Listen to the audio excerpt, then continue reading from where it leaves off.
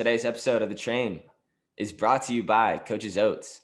Coach's Oats was invented by Lynn Rogers, the head women's gymnastics coach at Cal State University of Fullerton for 24 years.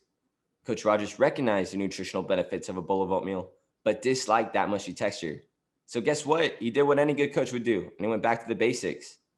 The result was a whole grain oatmeal that yields the hearty texture and natural flavor of steel-cut oats, but cooks in only just 3 to 5 minutes. Coach patented the cracked and toasted oats and now has been fueling athletes for over 25 years. Let it supply the energy you need to outplay the day. Okay?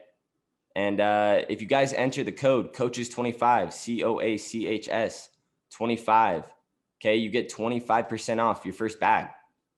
So I don't know why you wouldn't. Just do it. Okay, go to amazon.com/coachesoats and use the code COACHES25, COACHS 25 for your first bag of oats. All right, let's do it. Second episode of the podcast. And we got a special guest. We got the sprint and assistant coach down at Arizona State University, who's working down with Bob Bowman. And, he's doing some really cool things out there, implementing some, different styles of training and different methods and really just growing and evolving and watching that program take off. So we got a special guest. He's going to talk, his career, again, just some things about the ISL, things they're doing at ASU, this upcoming season. So we got it all in story. He might even talk about some music and his rap career a little bit. But with no further ado, okay, welcome to the show, Herbie Behm.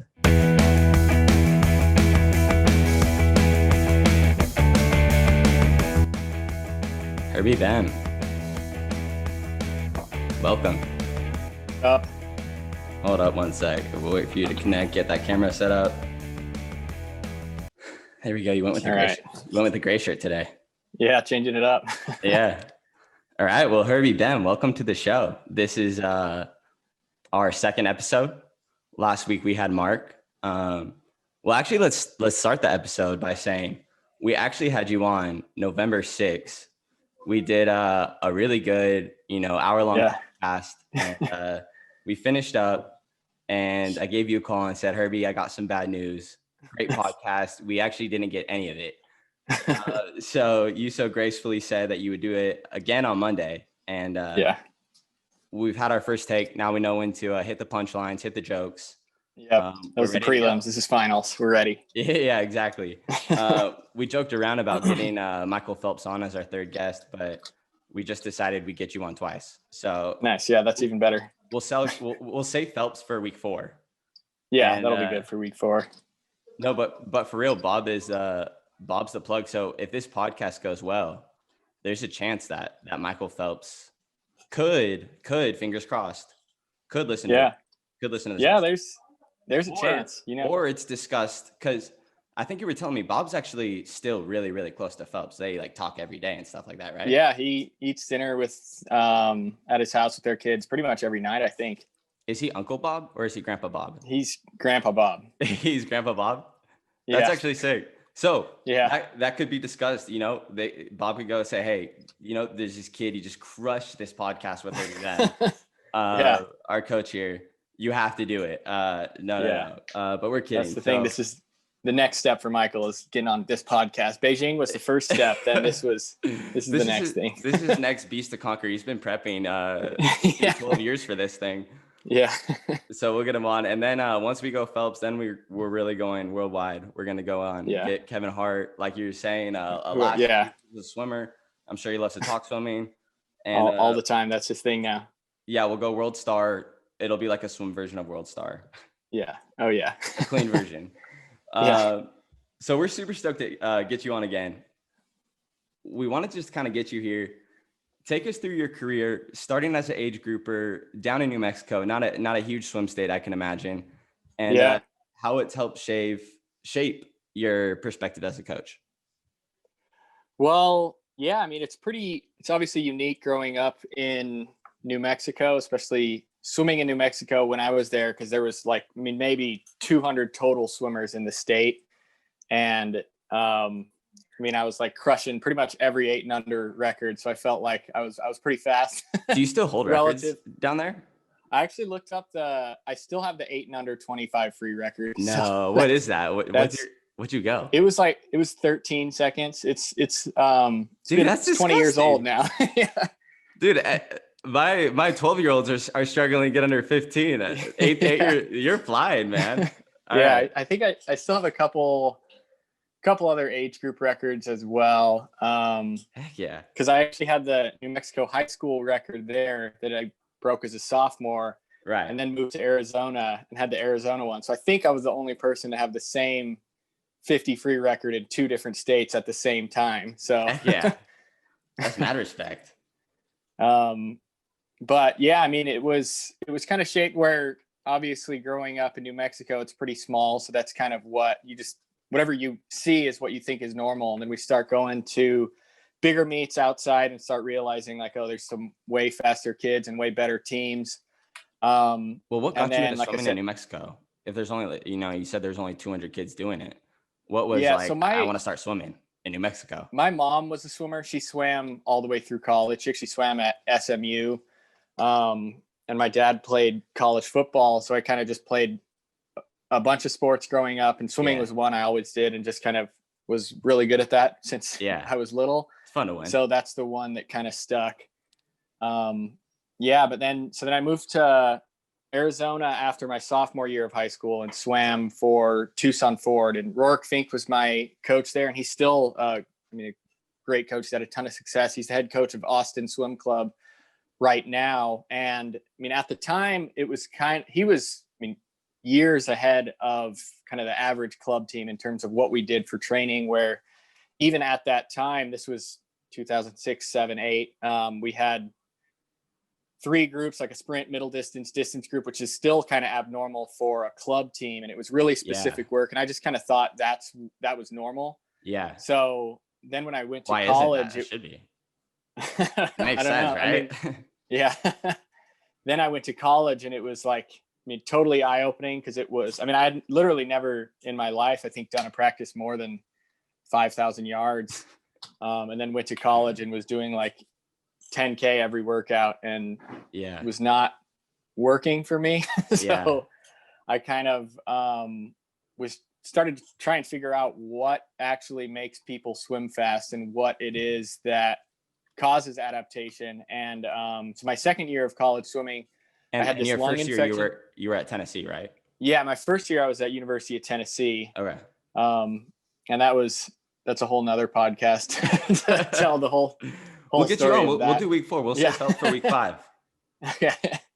Yeah, but it was just kind of a completely different approach to training and approach to getting better at swimming when I got to college. Mm-hmm. So that really sparked my interest of what it was that makes people swim fast. So I started actually doing a lot of reading, really my freshman year at Tennessee, of what was written by the top coaches. And then my first year at ASU, just a couple months in, I got a lung infection where I was actually hospitalized I was in the emergency room for 11 days. Oh.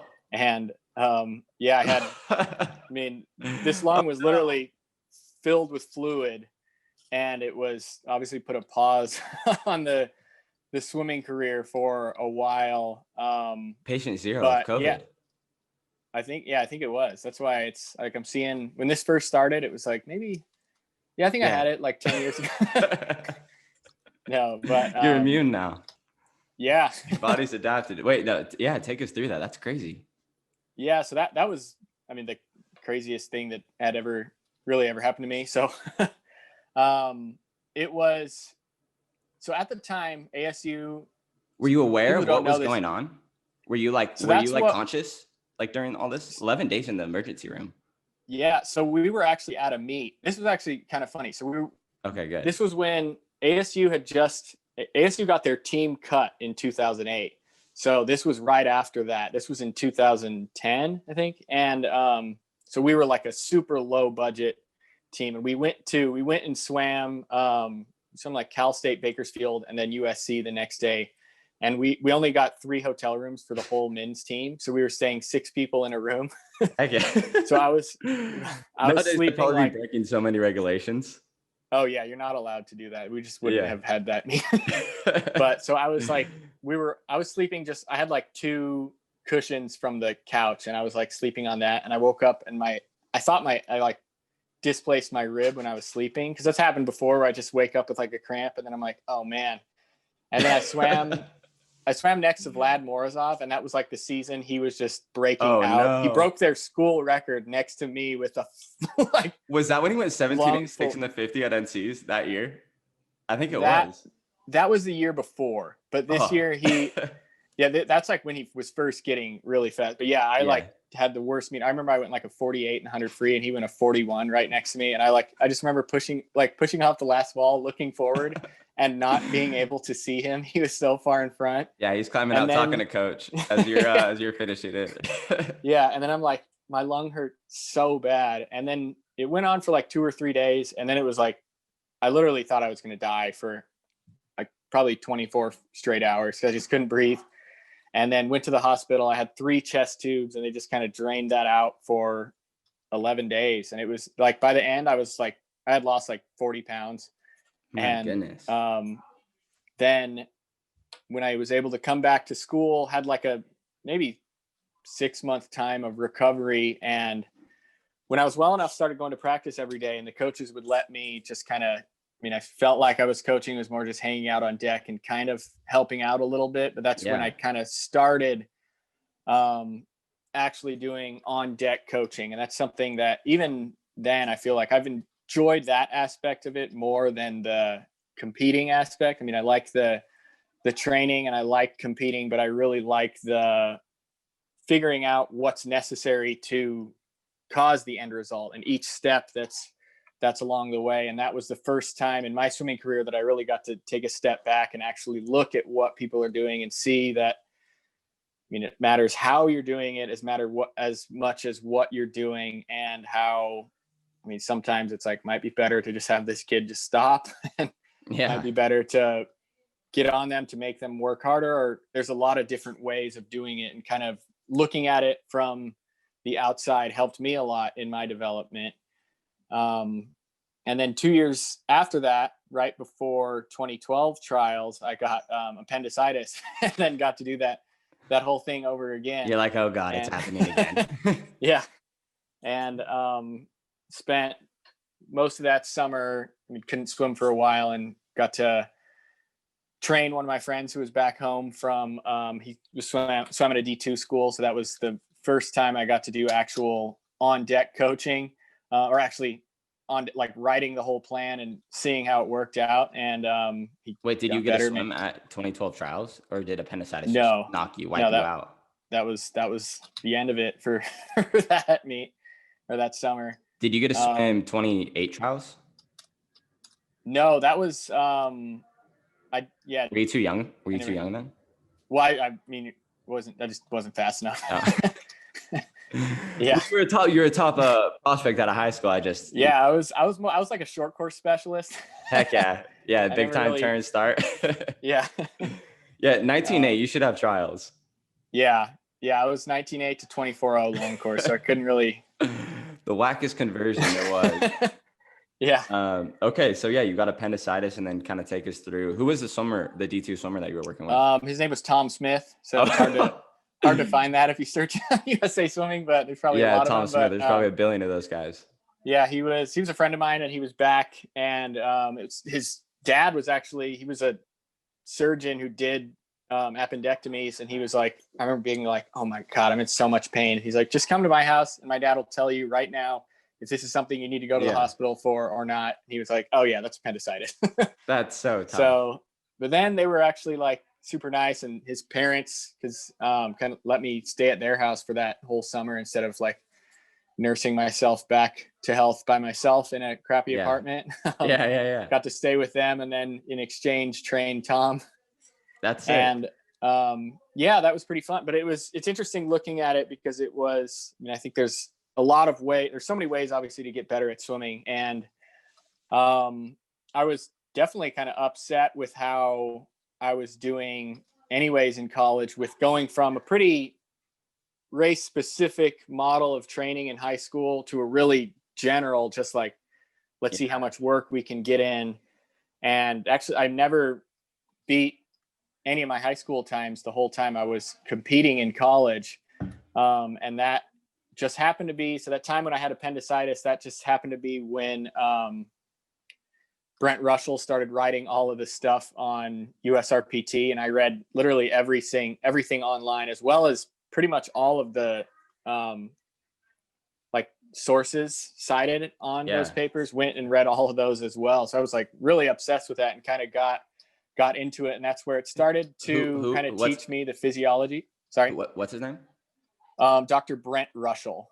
Okay, and he's the guy who's well, he's a physiologist. He's actually a physiology teacher. I don't know if he's still working at San Diego State, but he's the guy who started USRPT and kind of coined that term. And it's interesting. There's pretty easy to find. It's called Swim Training in the 21st Century. If anybody's interested in Googles that, was the first.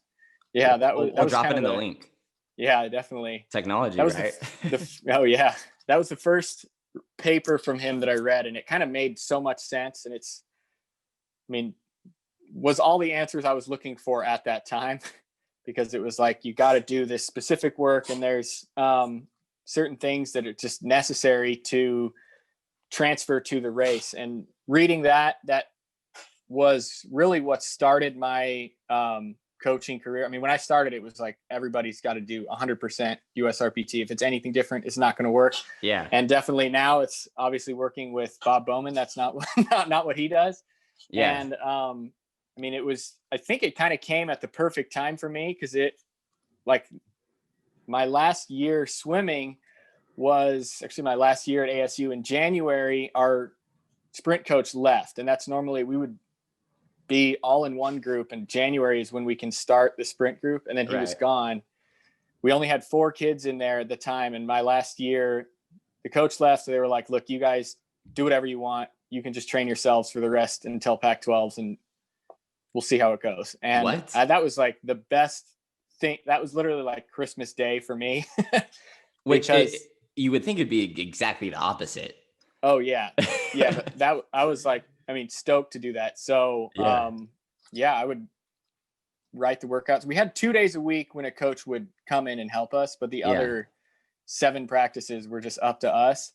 So that's when I was like, okay, we're going to try this out, and we're going to see how it works. So I went and bought a couple stopwatches, and we actually would just stand there. Like, one person would do a set, the other would be in their speedo timing, and then we just alternate and do sets like that. And we actually all did pretty well. And then I was like, I'm going to keep trying this out, and did it for the Mesa Grand Prix. It's just right down the street from ASU. That was 6 weeks after our Pac-12 meet. Yeah. And I was like, I'm going to do this USRPT and see if it works for 6 weeks. And this will kind of be the last hurrah of my swimming career. And that was the first time I made best times in college. And it was every single race I did was a lifetime best. So that like obviously sold me, where it's like, okay, this is, at the time I was like, this is the answer. This is, if anybody does this, they're going to have the same result that I had. Yeah. And then I started coaching, and it was just kind of, what would swim meets be like? Like, if you had, say your senior year, you're saying you're coaching yourself, when you would have like a bad swim or something like that, or just even after your race, would you just go up to your coach and you say, hey, look, or would it just be, you'd have your 4 guys there, and you guys all be doing race? Yeah, it would just be us. After. Yeah, that's insane. It'd be us. Yeah, it was kind of crazy. So you were literally your own kind of test dummy for your philosophies and how you train. I mean, you were incorporating USRPT, but I mean, the only way you could really start testing it, at least up front, was with your own self. Oh yeah. Yeah. That was totally it. And then,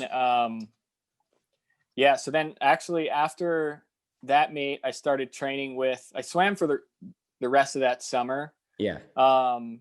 And was swimming with Charlie Cunningham, who's coached at Grand Canyon University, but was the coach of a little team called Arizona Gauchos. And he was doing, what's called parametric training, which is a very similar style to USRPT, but a little bit more well, what exactly math driven? I know we've been saying this term USRPT. Yeah, so parametric, all parametric means is it's a parameter. So it's a parameter driven training. So basically you do a set, you record the results from that, and then you repeat it, but you just change one parameter. So you do, I mean, one thing that the guys on our team still do, it's 450s on 2 minutes.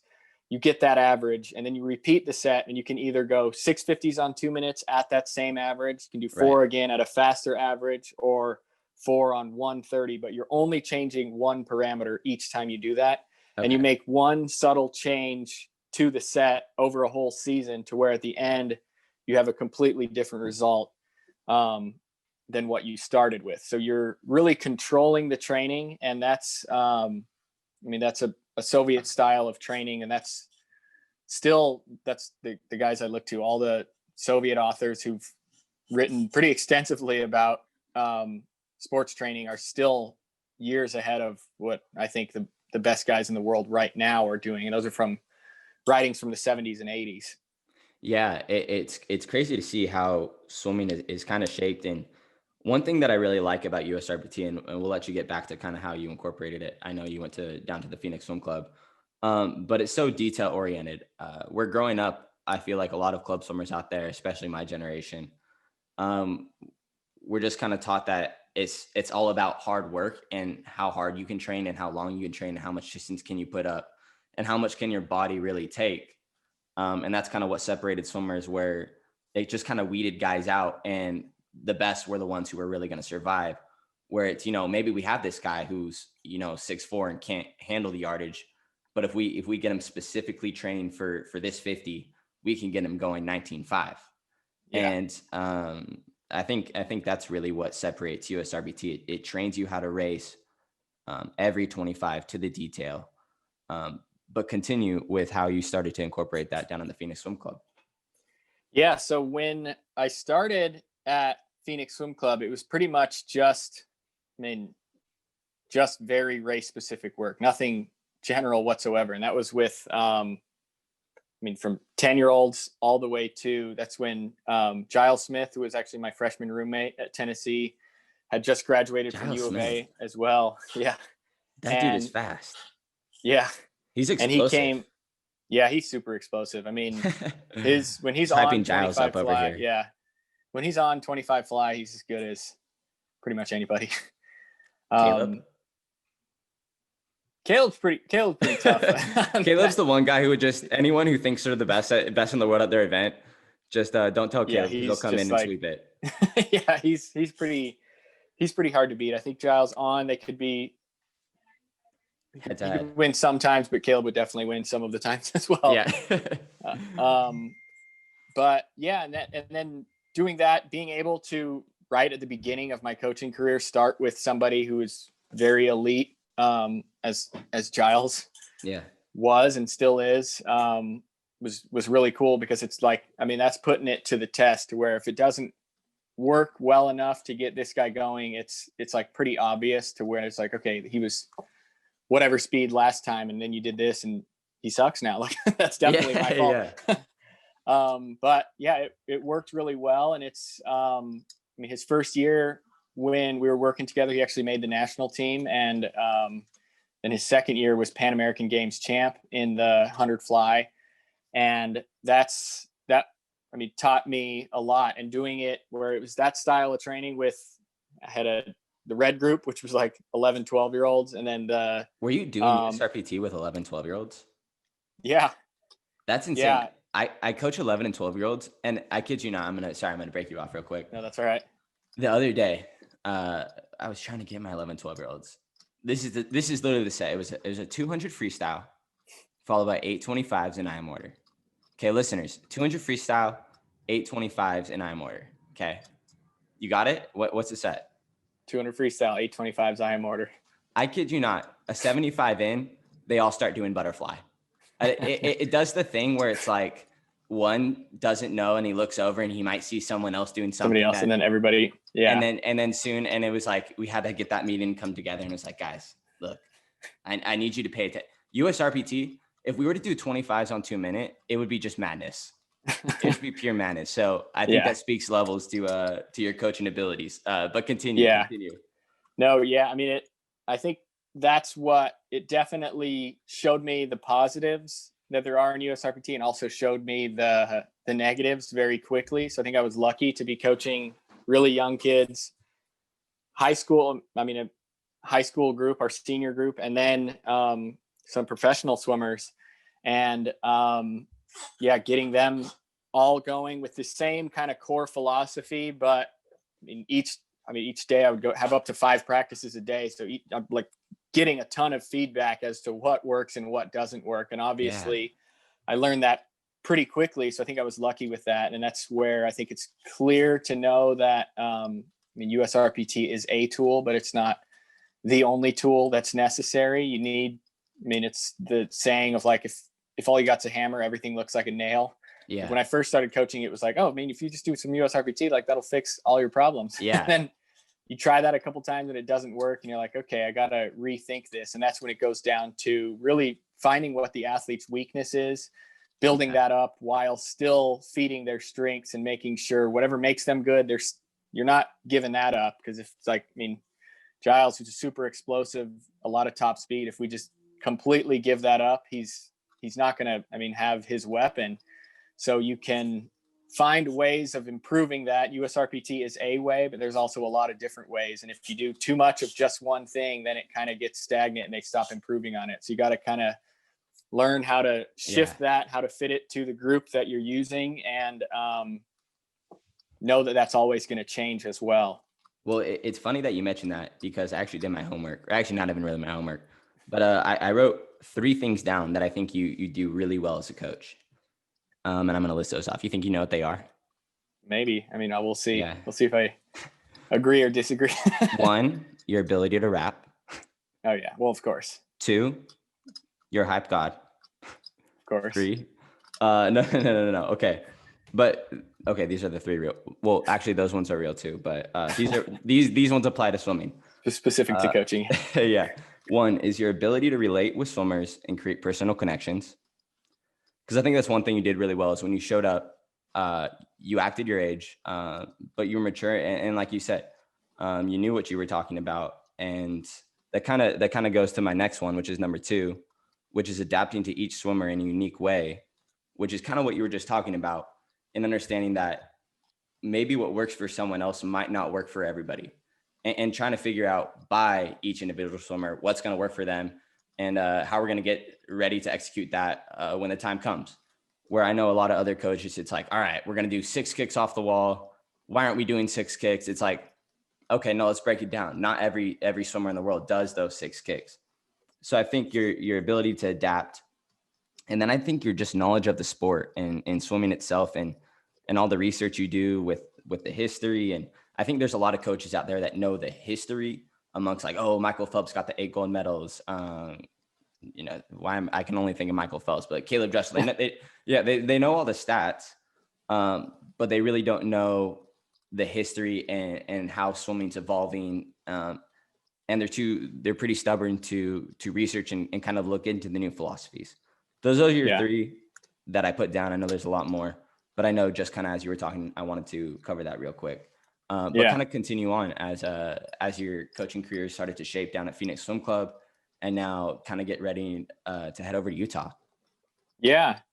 It was obviously, I was really lucky with the people that I worked with at Phoenix Swim Club. And it's definitely, what I learned from that is it's just as much like a top down as it is bottom up. Like I'm learning as much from each athlete that I coach, hopefully as much as they're learning from me, but that adapts kind of who you are as a coach and how you do things. And then I got to Utah and it was a totally different group of people that I was working with. It was the senior group at Phoenix Swim Club who were all pretty good high school swimmers. Yeah. And then these pro group who were almost outside of the realm, better than most of the college kids you'd work with in the whole NCAA. Yeah. And then go to Utah where it's a pretty solid group of kids, but it's a completely different environment. So and then it's just adapting kind of what I know to fit there. And I think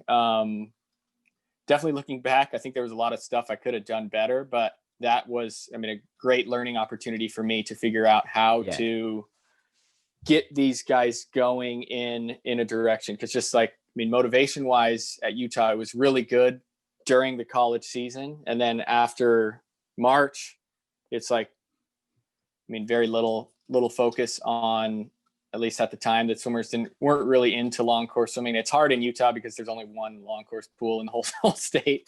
So Yeah. just having meets to look forward to. So And you in kind of swimming, got to, there's no real off season. And I know at Utah, I don't, say this to Utah to mean disrespect, but I know just their summer program isn't something that's of high priority out there.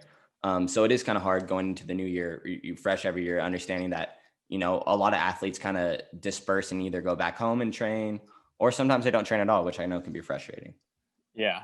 But yeah, then, I mean, going at Utah, it's just as much learning from, I mean, the first year at Utah, I feel like the person I learned the most from was McKay King, who was like a super senior. He was actually 1 year younger than me and kind of had a similar experience because, so he'd gone on a mission. He swam at BYU, then transferred, sat a year. So he had this super long college career and was kind of upset and kind of at the same spot where I was at the very end of my swimming career. So like I feel like the trick that I know the best was like definitely the card to play with him. And it worked really well. He got a lot better. He's somebody I'm still pretty close with. He's coaching South Davis aquatic team in Salt Lake City.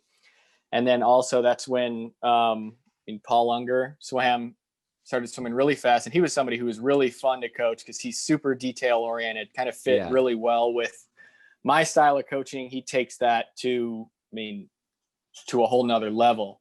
And that kind of taught me what's really necessary of the focus on every single day. He just reinforced that of you can get away with doing a pretty low volume of exercise if it's super high intensity all the time. And that's what he was really, really good at. Yeah, because I think what he was best at was racing. And there's people they can train real well, and maybe their takeaway from swimming is their ability to get others better. But his really was just to go out there and compete. I mean, at Utah 100 back, there's nobody that could take him down in altitude, because he did everything so perfect. So shout out to Paul Unger and shout out to McKay King, because we'll get them to watch this. I'll for sure send the link. Yeah. How do you think it was when you went into Utah that you were able to relate with the swimmers so well? And was it going in, was it something that you were just going to stay super open to learn and adapt with each individual swimmer? Or is this just kind of wired in? Were you thinking about it, or is just who you are? Kind of. I think a little bit. I think that's my way of thinking as a coach, because it's like there's the tools that I have that I know how to use, and then it's trying to see what the swimmer needs at the time, and if I can give them that and make them better, then that's good. I mean, I remember when I first started at Utah, it was in the summertime, and it was with McKay, and it was just like, okay, I'm going to film a couple 25s of him swimming, and we'd watch it at the end of practice. And he was like, okay, that's actually like seeing this as that's my weakness. That's what I need to work on. And then we started getting kind of just some more trust in the relationship. And then as we go on, I kind of figure out more of what his weakness is, what he does really well, and just kind of build the program around that instead of, I think that's how any good program is. It's never like, this is what we do. Every Monday we do this, every Tuesday we do this, and it works for everybody. That I don't think that's a good thing for anyone. But instead of like, okay, you have to take the time to watch and see what everybody does well, what everybody is bad at, and then build the program to make the swimmer better instead of just hard sets that are supposed to make everybody better at everything, because those don't exist. Yeah, exactly. And again, we're going to keep hitting on this point of just adapting to the swimmer, because understanding that each swimmer is a little bit different.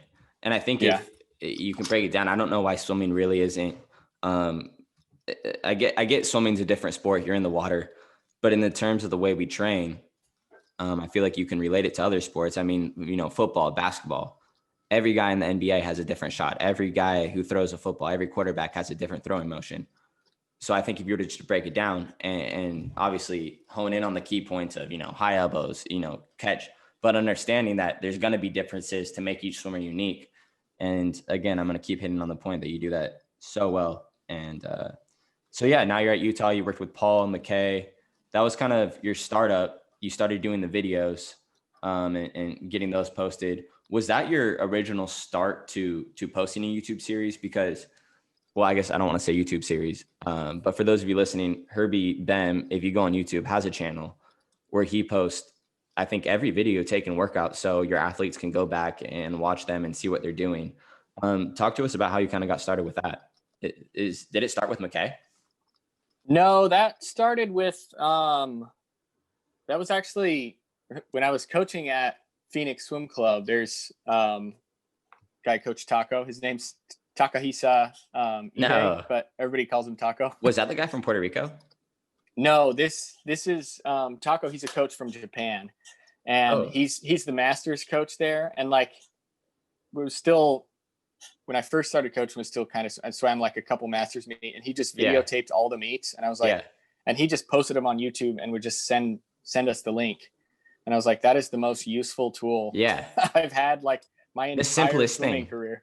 So I was like, I'm just gonna do that. So then I just got an underwater camera and started filming little clips of practice, if it's just a catch or their breakout or something, and just post that to YouTube and then send it there. And then it's even more valuable to show kids like, okay, here's where you were in March.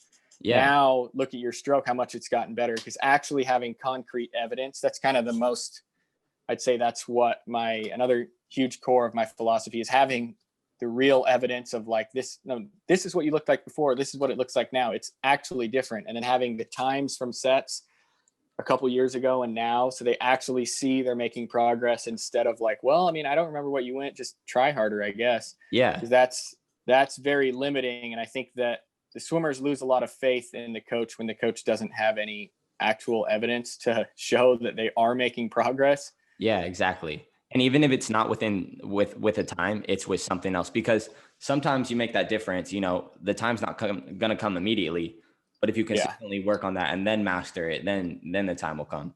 Yeah. Which is kind of crazy to think that I don't think a lot of other college programs incorporate like a video system.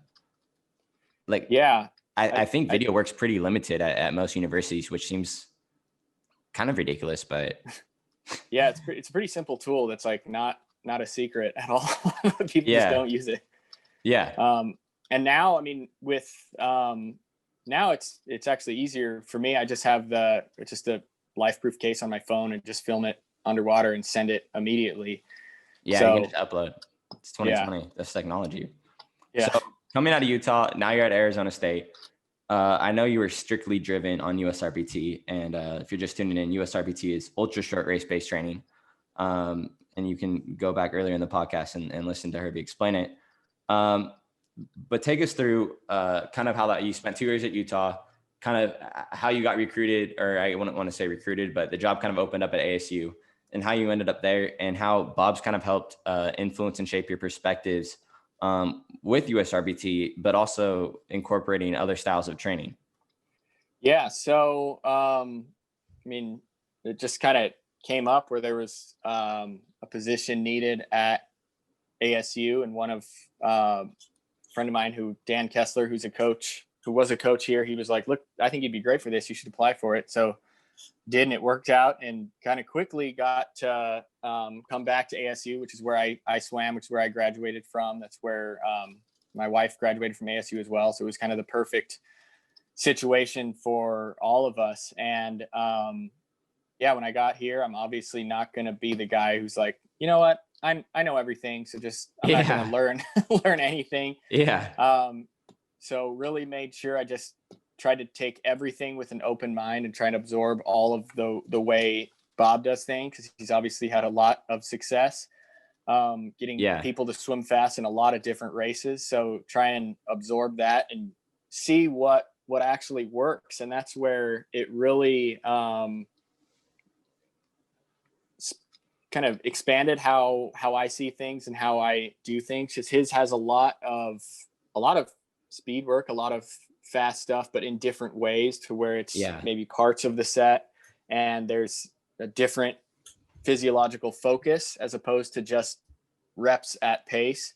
And seeing it done that way really helped me a ton, because there's all these different ways of doing it. And now there's tons of different types of exercises that you can do that kind of focus on the same thing, and you can avoid overdoing the same stimulus over and over again by just making slight changes to doing things a different way, but still getting the same result. Right. And that's what I learned a lot from him. And I'm lucky that he's still a very open-minded person as well, and likes the way I think of, okay, here's this data that we have to take the results from this set and see what it actually does in the race. And now we've done that for the whole time I've been here, to where we have results from even some of the distance girls where it's like, okay, this is the pace they're swimming. This should be what they go in the 1,000. And it's pretty much spot on to that. So it's cool to kind of grow this way of approaching swimming to a much different style, which Bob has, but still the core value of like, look, we need to find the data of what actually works and how it works and what specific part of the race this is training. And then show them like, okay, look, on last Wednesday, you did this set, you did this time, like the math of this equals your 200 free time. Yeah. And they're like, oh, wow. So then it's like, you do that over and over again. And it's anytime we're doing these sets, the kids kind of know, like, I just need to go under this speed for these 50s and I'll be able to go this time in 100 or a 200. And it's gotten a lot better. Like our 100 freers this year, I remember going into finals, we had one guy who was the math of the whole year training said he was going to go 42.00. The other was going to go 42.35. The other was going to go 42.61. Yeah. 42.00 was 41.98. 42.32 was like 42.35. And the 42.61 was 42.61. So it was like, okay, this has gotten pretty accurate. And now it's just about continuing on and figuring out how to be faster when we do it again. Right. And I think the hardest thing for a lot of swimmers who step up behind the blocks is that lack of confidence of, okay, what's, I don't know what's going to happen. This could be a 156 or this could be a 142. Yeah. So there is, a lot of lack of confidence, but if you train and you can get behind the block and okay, this is when I'm going to go. This is exactly how I've been training. If I just swim it just like this, like we'll be right here. And I think it shapes a lot of swimmers' confidence. Oh yeah. I think there's been one knock on Bob Bowman under his career, and it was that if any other coach had Phelps, that they could be just as successful. But now that you're working with him at ASU, that's completely false. And now you understand how adaptive he is as well, and how good of a coach he is in incorporating volume and USRBT and just really trying to master everything.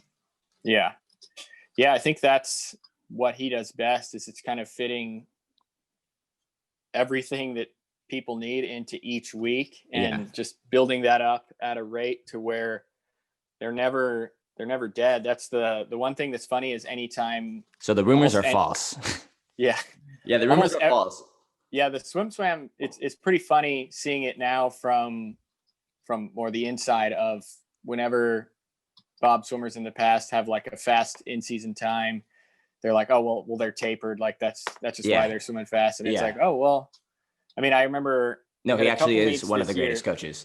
Yeah. Where they had done like the Monday that group had literally done 19,000 yards. And then we had a meet on Friday or Saturday and everybody swam super lights out. And the swim swam comments are like, oh, they're tapered for this one, obviously. Well, yeah, it's ridiculous. It's so ridiculous. That's so funny. What's funny is I know they're not supposed to, but a lot of the swimmers, when they start making the fake accounts and they just start going off and calling, like there's some random parent out there that's like super invested into their training. Yeah, it's funny because there's a couple like swim names that are obviously not real names, but like just for some reason hate ASU swimming. Who are you? You just like read swim and talk about how much you hate this team for some reason. Yeah. It's like probably some like freshman at USC or something like that. Yeah. Going off on the keyboards. So how long until you guys win a title there at ASU? I feel like you guys are pretty close. I think it can be pretty soon. Yeah. And that's I mean, like one thing that I feel like I'm one of the few people who really know where we came from. Because when we're like, now we're actually rivals with Arizona, and people forget when my first year here, when we went and had a dual meet against U of A. Now, side note, this is when I had my lungs, so I couldn't compete. But they went 1, 2, 3, 4, 5, 6, 7, 8 in the 50 no. freestyle. So that's like Oh this no. rivalry. What They like mercied you within the first like 2 events. yeah. When we had one swimmer win one of the dual meets one time in the 3 years that I swam here, and that was Oh Alex no. Kochi, who was a really good swimmer. And all Yeah. the other ones, it would be, I remember a couple times, like my last year, I got second in the 100 free, and I felt like, oh, I'm so much better than everybody on our team because I got second. You're big and league like, in it now. Yeah, and like our relays, we never went under 4 minutes the whole time I was on the team. I mean, my first year we were like a 3:04, and then this year we were 2:47. And we're competing. The guys we're competing against were like 2:51 at that time. Now down to 2:47. So like we started from pretty much rock bottom, and that's started from the bottom. Yeah. Yeah. Shout out Drake. We'll get him on the pod too. Yeah. Yeah. So I think ASU is really starting to establish himself as kind of a Texas Cal program who's dominant. And I remember when I was at Utah back in, when I graduated 2014, so I was in Utah 2015. It was kind of a battle between Utah and ASU. It's like, all right, who can get fifth, who can not get last, who can not deke most of their relays, and then you came over and kind of just shifted the whole sprint program at Utah, and now you're kind of doing the same thing, or you are doing the same thing at ASU, and you guys are starting to climb up the boards and starting to put together a really solid program out there, and I'm excited to see what the future holds. Yeah, me too. It's been exciting. You guys, a Swim Swam article came out recently about ASU swimming deciding to redshirt the whole team. Talk us through that. Talk us through your decision. What kind of went on behind the scenes with the coaches, and why you guys eventually all came to that decision to redshirt the whole team this year, because that's never been done. Yeah. So obviously 2020 has been filled with uncertainty for everybody, and I think that just pretty much expected uncertainty is what has been causing the majority of stress, because normally, especially with swimmers' lives, we always have something to work towards, and it's like, okay, well, I'm going to feel bad now, so in March I get this meet where I'm going to swim really fast. And then I mean, it was literally a week and a half before NCAAs when everything got swept away, and still hasn't really returned to normal. And at the beginning of this semester, every state was in a different thing. Every person was in a totally different location. We were all speaking virtually, and it was like, look, we're going to make this decision to have one thing that's actually certain, to where you can, okay, this is something you don't have to stress about anymore. And if it's better for you to stay home and take online classes, ASU, every single class has an online option for this whole semester. So there were some kids who were, at home training with their clubs, and they didn't want to travel and have to risk coming somewhere. And we're like, okay, just stay there until it's okay, and then we can get going whenever. So if that's next semester, if it's next year, but this year college swimming is just a stress that we can take away. We'll still train, we'll still do all of that. And it's like, when we first started talking about it, it seemed like a pretty crazy idea. And then we were like, well, then next year our team is going to be just way better. You give everybody an extra year. Yeah, it literally made so much sense, to where I honestly think if COVID wasn't a thing, it would make sense to do it for us next year, because we have all of this year's freshmen, all of next year's incoming freshmen, all on this one like super team. You guys have like 6 seniors or something. You don't even have like 6 seniors, 2 guys, 4 girls. Have 2 guys, 4 girls. So, and those are all, some of our best swimmers. So they're all coming back, and we get the addition of 2 really talented classes to compete all on one team. So it should just make a huge jump forward for our improvement. And it makes a ton of sense. Every kid on our team was actually behind it, because they were like, okay, finally I don't have to stress about trying to figure out what I have to do for whenever dual meets start to be ready for that. It's just kind of, okay, we'll take a step back. Whenever we can train, we'll start training, and we'll just make progress this whole year. Obviously USA swimming, all of those kids do, so they can, we have some swimming at US Open next week. Where is US Open for you guys? Is there one in Arizona? No, it's in Irvine. Oh, you guys are going to, are you going to go? Yeah. Oh, I'll see you there. Yeah. Are you going? Mass. Uh, I'll swing by. I don't know if I can get in. Okay. I'll Okay. I'll come Nice. by for sure. Okay. We'll Sweet. go get COVID lunch. I'll have a COVID lunch day. We'll wear masks and Yeah. everything. Yeah. Uh, But yeah, it's been great. I mean, we've been racing every single Friday. We've kind of had a mini meet, and we've had several lifetime bests at those meets. Yeah, wow. kids are doing well. Yeah, that'd be kind of exciting, honestly. Just taking a year and just focusing on swimming, not having the stresses of or pressures of trying to prepare for a meet. Take a year back, and again, like you're saying, you guys are still racing. It's not like you're Yeah, taking a year off of swimming. It's not like ASU's redshirting for the year and everyone's just going to just go home and chilling. yeah, Yeah, hang out. You guys are still training. You see it in pretty much every other sport. It makes sense to allow, especially for males, to physically develop for an yeah, extra year. Sometimes you see in football, they even get those 2 years, and it makes the biggest difference in the world. A guy can go from, a third round draft pick to the number one overall. We saw it with. Do you watch yeah, football? You watch football, right? yeah, A little bit. yeah, Are you a Cardinals fan? yeah, Oh, took a loss last night to big old Tua. yeah, But you saw it with Joe Burrow and someone like that who took that yeah, extra year and got that extra year, transferred out of Ohio State, and then yeah, just blossomed. And now he's was a number one yeah, overall pick, and so it seems like it actually makes sense what you guys are doing. People yeah. might call you guys crazy, but we'll see what happens the year after. And It's totally nuts that nobody's thought of this before. Like, that's yeah, just another thing where swimming, if you just constantly looking at it from the swimming view, you never doesn't make that much sense. But if you take a yeah, step back and you're like, oh, wait a second, we can redshirt. I'm sure, like, strategically, there's so many teams in the NCAA who are like getting third or fourth every single year. If they're just like, okay, we're going to kind yeah, of punt this year, we're going to redshirt all of our good guys, and right. next year we'll be good enough to win. I'm sure that people could do that, but nobody's tried it. Yeah, So yeah, nobody's tried it. Nobody wants to.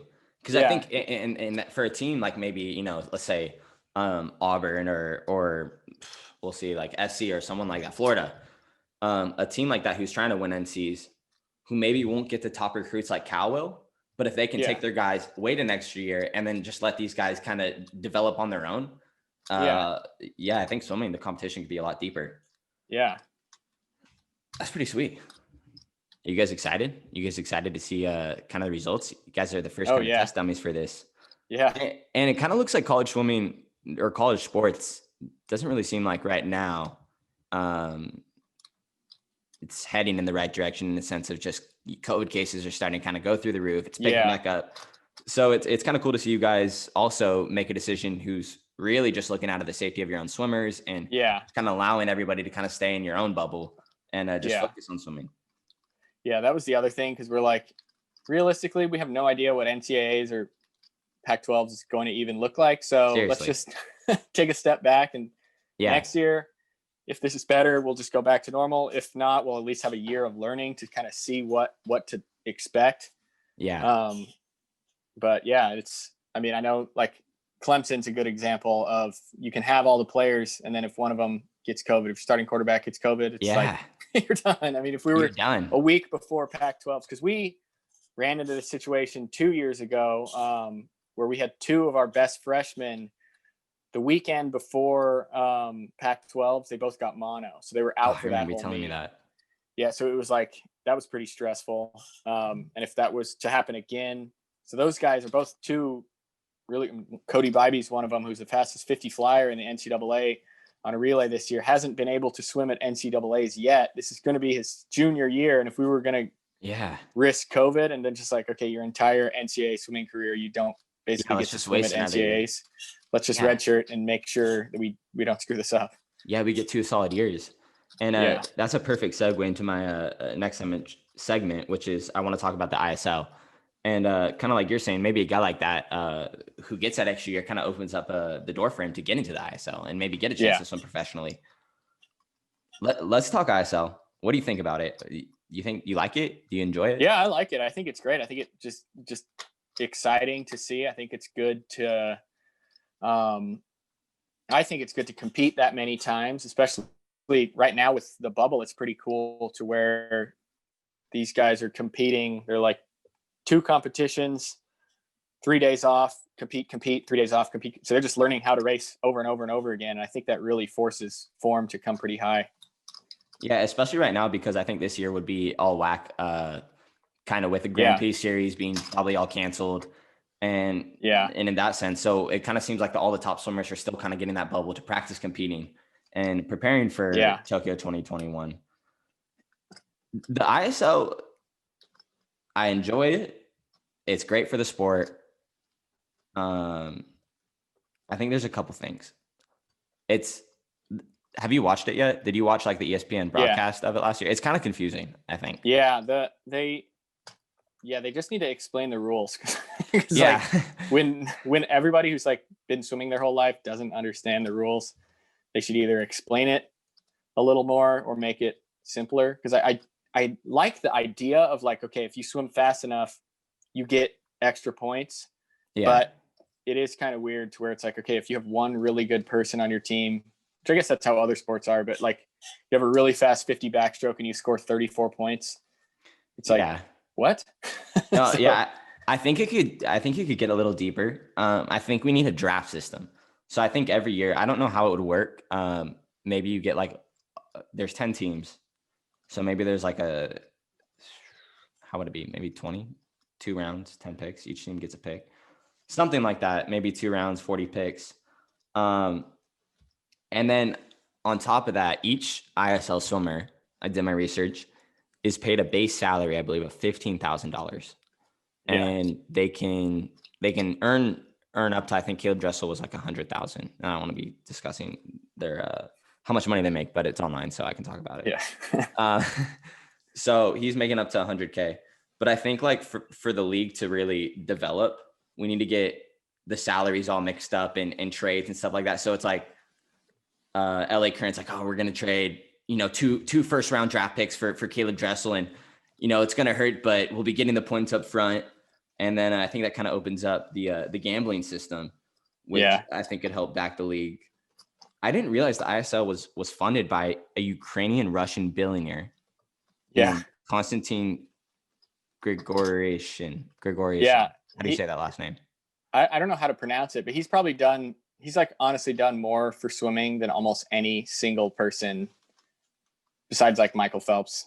Yeah. I love USA swimming, but like, I don't know, there's something missing. Like after Phelps, wins his 8 gold medals, I feel like you should be showing up to meet and just the stands are just packed and crazy. Yeah. But then it's like I go to nationals, I'm like, oh, yeah, kind of nice. I'm a swimmer. I enjoy this. Yeah, I think the ISL is finally starting to transform that of like, okay, let's make this a spectator sport. Yeah, I think so. It's making it more exciting. It is cool to where there's all these competitions, and this is the only time when it's like, okay, Caleb Dressel might not win all of these races. So yeah, back to back. Yeah. So it's cool. I think if they could open up gambling in it, it would make it put more excitement on it, and people would be going even crazier. Well, it'd put more money into the sport. Yeah. Yeah. Did I ever tell you my idea, my fundraiser for USA Swimming? No, let's hear it. So every year, each LSC has a meet of like, has to be 6 and under swimmers only. And the only way you're entered in this meet is if you've never swam in a meet before. If you've ever swam in a meat, you're disqualified. But there's gambling on that, so you're just betting on just based on how the kids are like when they just like bring your kids in. Yeah, it's like when the horses, you go and look at them. Oh yeah. It's like so you're like, oh, this kid.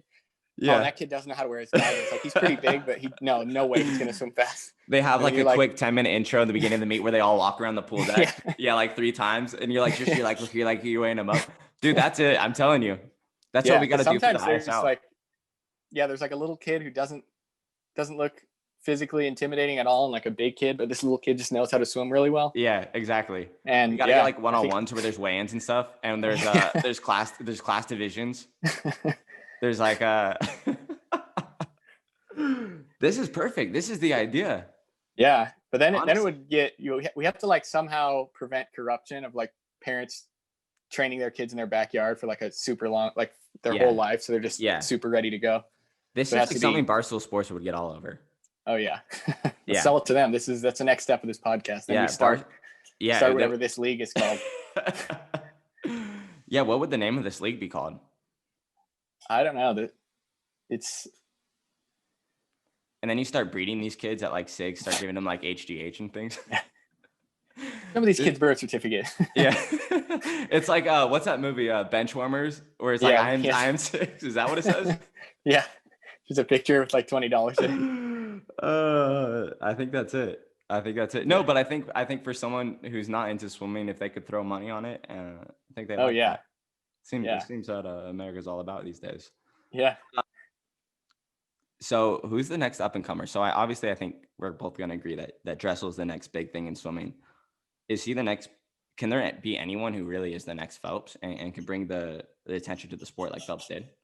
Because I think swimming still has ways to go, and I think he did a good job at the front, and he still is. But there's only so much you can do, outside the sport. Within the sport, who's the next Phelps?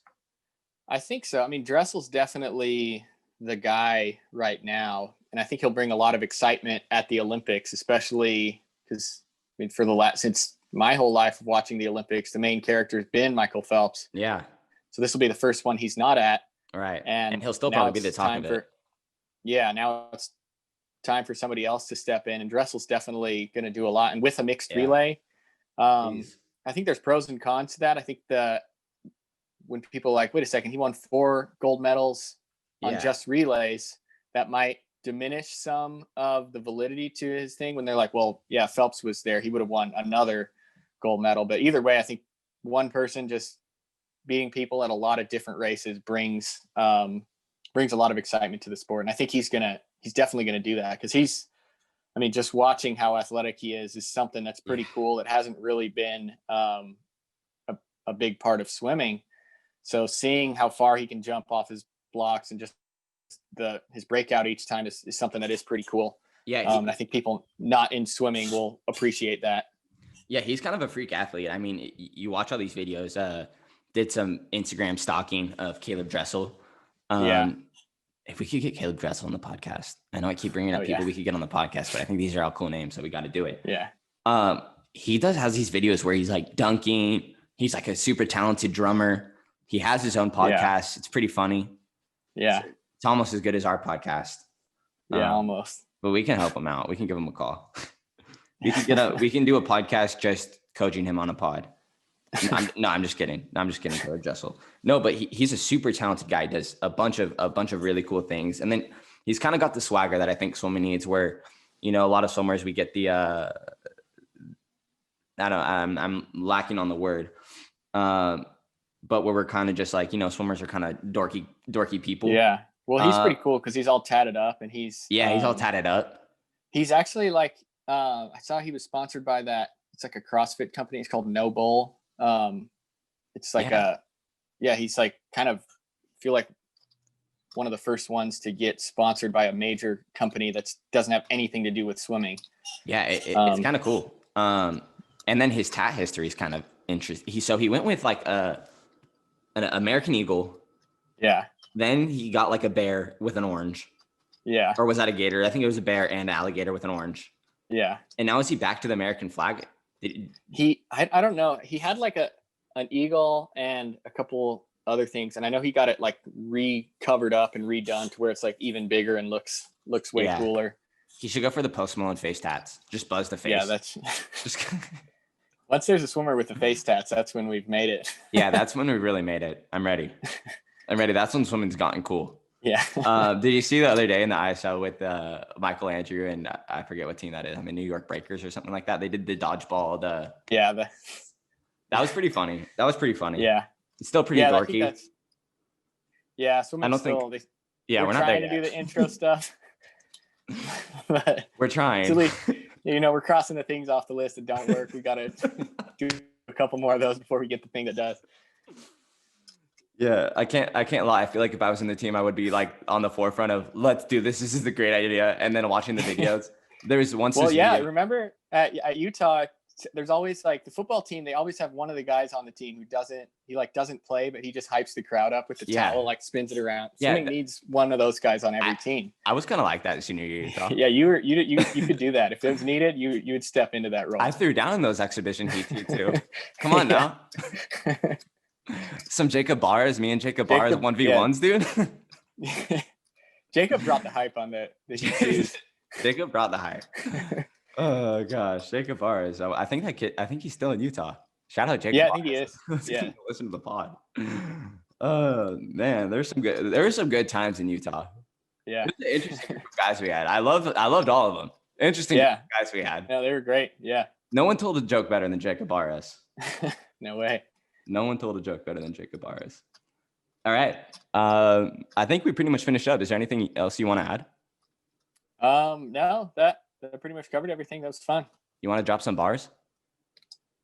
I gotta save those, you know. Well, gotta get in the studio. 5-minute freestyle, five bar. What's that? 5 bars of death or something like that? Oh, the 5 fingers of death. Five fingers of death. I'm gonna play. So to finish up the segment, this is how we're gonna finish it up every week.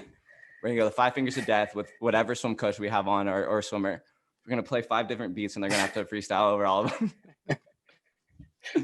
We should do that. Rap career comes first, swim coach second. Let's get that straight. That's the priority. Yeah, that's number one priority all the time. But I was like, how's your day? It's great, man. Just spent all day in the studio. Ready for practice, but I need to get back, man. You have your AirPods in, you're listening to all your own beats, all practice. That's so fun. During master's practice, I sometimes throw in an AirPod and I just sing under my mask because you can't hear me. Nice. Yeah, I practice for the pods. I do my own interviews. No, okay. We're gonna finish up. I don't know what we're gonna call this segment. Mark and I came up with Calvin Corner last week. I think that's pretty pathetic. But basically, I just get a minute to ask you whatever I want. All right. But it turns out last week we didn't do a minute, so I'm gonna throw the minute out the door. But we're gonna work on the name of whatever this game is gonna be called. But I'm kind of liking the 5 fingers to death thing. Yeah. I think that's better. Or we really mix it up and we do it the 5 fingers to death. But as the beats go on, I ask them questions and they have to rap out their answers. That would be a disaster. That would be a disaster for the swim world, but it'd be hilarious. So we got to do it. If there's any swimmer out there that wants to try that, just doesn't even matter who you are. We'll put you on. We'll put you on the pod. All right, we're going to try Calvin Quarter, okay? We're going to go a minute. We're going to go a minute, and then I got some questions written down, but I feel like I'm just going to ask you some questions that just pop up to my head. All right. If Herbie Behm had a walkout song, what would it be? Took her to the O, King Von, R.I.P. Why were you so quick to know that? How did you know I was going to ask that question? This is why it's got to go over a minute. Okay. Can you still take most of your team into 50 free? I can take probably 60% of them. Most of them. 60, okay. The sprint group that makes the 40 is the ones that are gonna be hard. I feel like at Utah you probably could. I would have been nervous to go up against. I would for sure. If I had a relay start, I would have gone against you. Yeah. My relay start was nasty. my OG start, I don't know. That was a mess. I can never figure that one out. Okay, what's the best restaurant in Tempe? Los Faves. Ooh, what's Los Mexican? Los Favoritos, yeah. What do you get? Their breakfast burritos. Best thing here. Oh, breakfast burrito. That's like a swimmer. Yeah. That's like a swimmer classic favorite. Oh yeah. After Saturday mornings, the breakfast burrito. Yeah. Into the nap. Yeah. Who's your biggest influence? Probably my dad. And why? Why? What? I mean, I guess being your dad. So that's actually kind of an interesting because they like run a bed and breakfast, and he was a physical education teacher and kind of like always wanted to be a coach. And like he would literally tell me like, definitely don't do this as a career, do something fun. Yeah. Like do something you enjoy.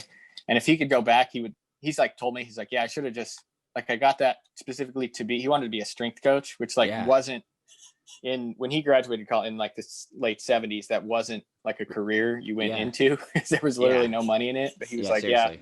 That's what I should have done. That would have been like, I'd have just enjoyed my life way more. So he always, I mean, not indirectly pushed me towards being a coach because it's just what we both enjoy. That's kind of how we bond, is over sports. Yeah. So that's so cool. Yeah. I think it's the same thing as my dad. My dad actually, he was a coach. But I think just, starting to dip my foot in the water within the coaching world, it's something that it's a bond that you can share. And then, like you said, it's really cool that he just has something. I feel like you're probably just making him real proud. So that's our awe moment of the show. And then we still got a couple more questions. We're not going to end like that on a soft note. What are you watching on Netflix these days? Let's say if you had 3 shows right now to choose from, you're going down to lie down. What are you putting on? Or is Netflix your thing? Are you a movie guy? Or like, I guess Netflix has movies. Yeah, I feel like I'm more of a movie guy. Netflix, I still just watch the Trailer Park Boys all the time. I just like kind of dumb stuff to just like not really think to. I like that show Big Mouth. Oh my gosh, a Big Mouth. That's Yeah. the cartoon one, right? Yeah. It's about like kids going through puberty. Yeah. And That then show's great. Yeah, there's a lot of like nature documentaries and stuff that I like on Netflix as well. I just kind of look through all of those. Are you like a Netflix guy? Like when you're not coaching, is that what you go? You go home and just kind of wind down with Netflix? Are you lifting? Not really. I lift pretty much every day. I hurt my back like a week ago. Oh no. The first was that your first back injury in the pretty weight much, room? yeah. What happened? I think I was just doing too much, just needing to. When you like, squat, there's nothing. Yeah, when you squat 6 plates. Yeah. For like 50 reps. Take it easy out there, man. Yeah, just that, and I read a lot. So reading, that's a big one. Yeah. Good for you. I need to start reading a little bit more. Yeah. So if you weren't swimming, what would you be doing? Other than rapping. Yeah, probably be a full-time, be a pretty big name rapper at this point. Big music producer. Yeah, I mean, I'd probably be a teacher if I wasn't a swim coach. I think that's another career field that I would have enjoyed. Yeah, and if that didn't work out, I'd like to think so. Yeah. So, I don't know what age I'd teach. Probably like junior high or high school. Yeah, that'd be good. I think one of the things I forgot to mention this earlier, and is you explain things really well. Like you do a good job of, and I think that's why it would make you a successful teacher. Is when you're trying to explain a concept, you go from, it's not just, oh, your head needs to be straight so you go faster. It's like, think of your head as the tip of an arrow. And when the arrow is shot and the head draws the weight forward, it's always like something like that. So I appreciate it. Who's your favorite music artist? Actually, so MGK's new album is really good. Yeah, it's like, it's kind of like pop punky. Yeah, it's crazy. I mean, I think the funniest thing is he was like a rapper his whole thing. Then he dissed Eminem. Then Eminem just like dissed him the hardest anyone's ever been dissed. And he just completely quit rapping and rebranded as like a pop punk emo rapper. We should play that pod as like our intro. Is the Eminem diss track for MGK. Have you listened to any every time he hears it? Oh my gosh, yeah. He literally switched what music he does because of that. He's like, you think on those diss tracks, those guys get super offended and they're like super upset. It's just like, how could he say that? How could he say that? Like, I didn't diss him that hard. I mean, I think MGK did, where he like cut his hair, changed everything about him, and was like, no, dude, I play guitar now. Oh, what? No, I don't rap. Yeah. Who is this guy you're talking about? Oh, that is too good. I was have you listened to any of Chance's new stuff? No, not his new stuff. Or like Justin Bieber. Is it good? Are you a Justin Bieber guy? I feel like each new album he comes out with, it like, yeah, he's really been lives up to the hype. Yeah, I've always been a Justin Bieber guy. I think just because like my age and when he was going down his tough road and he was like 13, I was by one of those guys. I was like, come on, Justin. I was so sad. But now he's coming out, and I actually just got my girlfriend and I tickets to go see him August 11th. Oh, dang. So yeah, we had an anniversary like a month ago, and I got her a gift for August. But she was happy. She's sweet. Okay. I think it's gonna be fun. Nice. She got me this like super nice like wetsuit and like all these like other gifts, and like my gift is Justin Bieber in August. Justin Bieber, hopefully in August. But no, it'll be cool. We're gonna go see him, and maybe Chance will show up. They got a couple of fingers coming out. Well, anyways, Herbie, it's been super good having you on the pod. Yeah, thank you. We gotta get this out for ASU. This is like a perfect recruiting. Am I allowed to say that? Should we clip that? Or should we clip it out? And if I say it, it's okay. That swimmers could listen to this and get an idea of what ASU Herbie Behm's like. I guess, yeah. I can't push him that way, but whatever. Yeah, you can't push him that way. And then also we'll have to get Phelps on soon. Yeah. Or we'll go Bob to Phelps, but we'll see. Anyways, thank you for coming on. I'll see you in Irvine, actually. Yeah. Sounds good. Thank you. That's next week, right? That's yeah, we leave Wednesday. It's Thursday, Friday, Saturday. All right. Well, I'm excited. Well, let's go get COVID dinner. COVID dinner date. All right. Herbie, appreciate it as always. Yeah, sounds good. Take care. All right. See ya.